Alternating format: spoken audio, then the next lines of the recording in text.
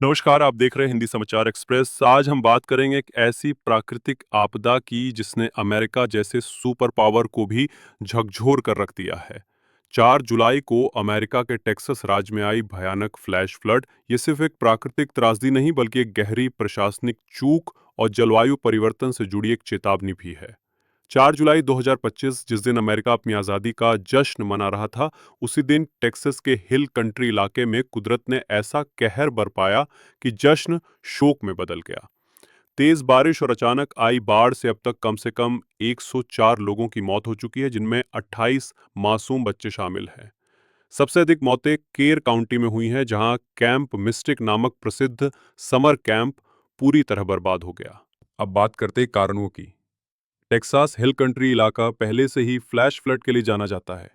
यहाँ की जमीन बहुत ड्राई होती है और पानी तेजी से बह जाता है। 3 जुलाई की रात 12 इंच करीब 30 सेंटीमीटर बारिश हुई।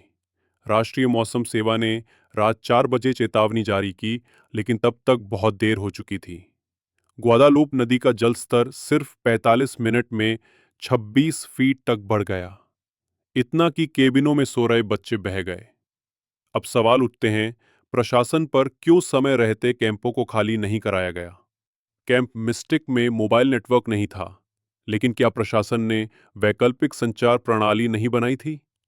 क्यों चेतावनी रात 4 बजे के बाद ही दी गई, जब 1 बजे से ही हालात बिगड़ने शुरू हो चुके थे?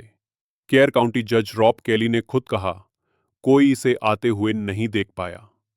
मगर तथ्य कहते हैं कि पिछले साल ही प्रशासन ने रिपोर्ट दी थी कि अगली बड़ी बाढ़ जल्द आ सकती है, और इस बार उसका असर पहले से भी अधिक विनाशकारी होगा। अब तक 1,000 से ज्यादा वॉलंटियर्स रेस्क्यू मिशन में जुटे हुए हैं। कई लोगों की जान पेड़ों से चिपक कर बची, कुछ टूल शेड में छिपे। एक मां ने बताया कि उसका बेटा केबिन की खिड़की से तैर कर निकला और बेटी पहाड़ी पर दौड़ गई। दूसरी ओर 92 वर्षीय बुजुर्ग को उनकी 80 वर्षीय पड़ोसी ने बचाया। ये इंसानियत की मिसाल है। ये घटना सिर्फ अमेरिका की नहीं है, ये ग्लोबल क्लाइमेट क्राइसिस का संकेत है। तेजी से बदलती जलवायु, बेतहाशा बारिश और अप्रत्याशित बाढ़ अब सिर्फ दक्षिण एशिया, अफ्रीका या छोटे द्वीप देशों की समस्या नहीं रही। अमेरिका जैसी सुपर पावर, जो खुद जलवायु परिवर्तन पर वैश्विक नेतृत्व का दावा करता है, अब सवालों के घेरे में है। राष्ट्रपति डोनाल्ड ट्रंप ने इस घटना को राष्ट्रीय आपदा घोषित किया है और शुक्रवार को प्रभावित इलाकों का दौरा करेंगे। टेक्सास के गवर्नर ग्रेग एबर्ट ने बताया कि अभी भी 41 लोग लापता हैं और मृतकों की संख्या और बढ़ सकती है।